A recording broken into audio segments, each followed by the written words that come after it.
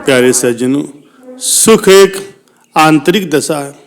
दुख का अभाव सुख नहीं देता, लेकिन सुख का अभाव दुख जरूर देता। अगर आप अपने चारों ओर देखेंगे तो पाएंगे बहुत से लोग तमाम सांसारिक सुख होने के बावजूद भी दुखी जीवन जी रहे हैं, चाहे वो दुख औलाद के कारण हो या रोग के कारण, या कोई पड़ोसी या रिश्तेदार उनसे ज्यादा सुखी है, इस कारण से भी हो सकता है। प्यारे सज्जनों, सुख का अनुभव दृष्टिकोण पर ज्यादा और बाहरी वस्तुओं के संग्रह करने पर कम निर्भर करता।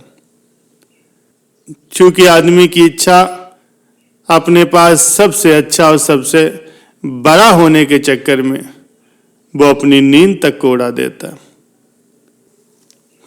प्यारे सज्जनों, हम सुख को भूल करके अनजाने में ही दुख खोजते फिरते।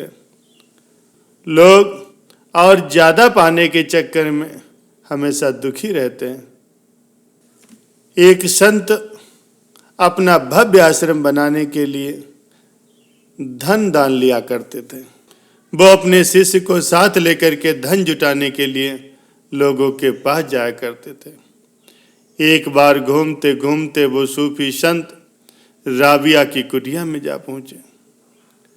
राबिया की कुटिया बहुत ही साधारण थी, वहां किसी तरह की कोई सुविधा नहीं थी और रात हो गई थी, इसलिए वो संत वहीं ठहर गए। राबिया ने उनके लिए खाना बनाया।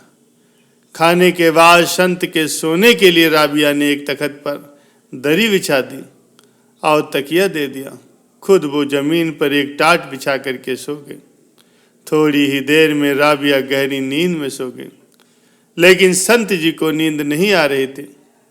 वो दरी पर सोने के आदी नहीं थे, वो हमेशा मोटे मोटे गद्दों पर सोते थे।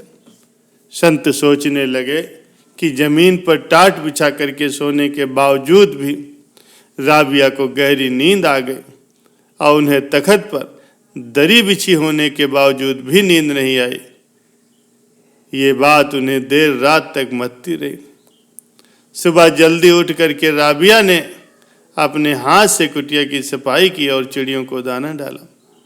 संत जी ने कहा, राबिया, तुमने मेरे लिए अच्छा बिछौना बिछाया, फिर भी सारी रात मुझे नींद नहीं आई, और जबकि तुम्हें जमीन पर गहरी नींद आ गई।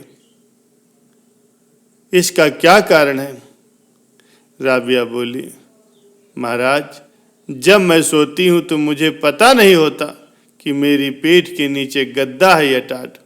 उस समय मुझे दिन भर किए गए सत्कर्मों का स्मरण करके ऐसा अद्भुत आनंद मिलता है कि मैं अपना सुख दुख सब भूल करके परम पिता परमात्मा की गोद में सो जाती हूँ। इसीलिए मुझे गहरी नींद आ जाती है। संत जी ने कहा, मैं अपने सुख के लिए धन एकत्रित करने के लिए निकला था, लेकिन यहाँ आकर के मुझे मालूम हुआ कि संसार का सुख भव्य आश्रम में नहीं है, बल्कि इस कुटिया में है। फिर उन्होंने सारा एकत्रित किया हुआ धन गरीबों में बांट दिया और एक सामान्य सी कुटिया में निवास करने लगे। प्यारे सज्जनों, सुखी जीवन यापन करने के लिए जीवन में धैर्य का होना बहुत जरूरी है। हमें अपने जीवन में जो कुछ भी मिला है, परमात्मा की कृपा, उनकी रहमत समझ करके उसी में ही खुश रहना चाहिए। तभी हम अपना जीवन सुखपूर्वक जी सकते हैं। एक बार एक साधु थे, वह हर रोज घाट के किनारे बैठ करके चिल्लाया करते थे कि जो चाहोगे सो पाओगे, जो चाहोगे सो पाओगे। बहुत से लोग वहां से गुजरते थे, पर उनकी बात पर कोई ध्यान नहीं देता था और सब उसे एक पागल आदमी समझते थे। एक दिन वहां से एक युवक गुजरा। उसने उस साधु की आवाज सुनी कि जो चाहोगे सो पाओगे, जो चाहोगे सो पाओगे। आवाज सुनते ही वो उनके पास गया। उसने साधु महाराज जी से पूछा, महाराज, आप बोल रहे हैं कि जो चाहोगे सो पाओगे, तो क्या आप मुझको वो दे सकते हैं कि जो मैं चाहता हूं? साधु उसकी बात को सुन करके बोले, हाँ बेटा, जो कुछ भी तुम चाहते हो मैं तुम्हें जरूर दूंगा, बस तुम्हें मेरी बात माननी होगी। लेकिन पहले ये बताओ कि आखिर तुम्हें चाहिए क्या। युवक बोला, महाराज, मेरी एक ही ख्वाहिश है कि मैं हीरों का एक बहुत बड़ा व्यापारी बनूं। साधु बोले, कोई बात नहीं, मैं तुम्हें एक हीरा और एक मोती देता हूं, उससे तुम जितने हीरे और मोती बनाना चाहोगे बना पाओगे। और ऐसा कहते हुए साधु ने अपने हाथ में उस आदमी का हाथ लेते हुए इसकी हथेली पर एक हीरा रखते हुए कहा, पुत्र, मैं तुम्हें दुनिया का सबसे अनमोल हीरा दे रहा हूं। लोग इसे समय कहते हैं, इसे तेजी से अपनी मुट्ठी में पकड़ लो और इसे कभी मत गवाना। तुम इससे जितने चाहोगे उतने हीरे फिर से बना सकते हो। युवक अभी कुछ सोच ही रहा था कि साधु महाराज ने उसका दूसरा हाथ पकड़ते हुए कहा, पुत्र, इसे पकड़ो, ये दुनिया का सबसे कीमती मोती है।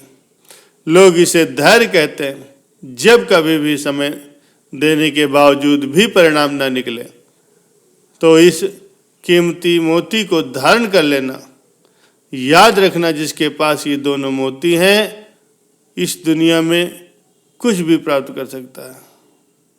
युवक गंभीरता से साधु की बातों पर विचार करता रहा। उसने कहा कि आज से वो कभी भी अपना समय बेकार में बर्बाद नहीं करेगा।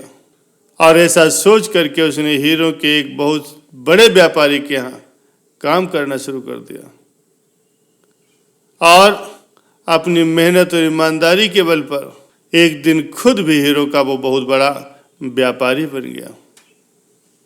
प्यारे सज्जनों, वो समझ चुका था कि समय और धैर्य ये दोनों ऐसी वस्तुएं हैं जिनके बल पर बड़े से बड़ा लक्ष्य भी हासिल किया जा सकता है।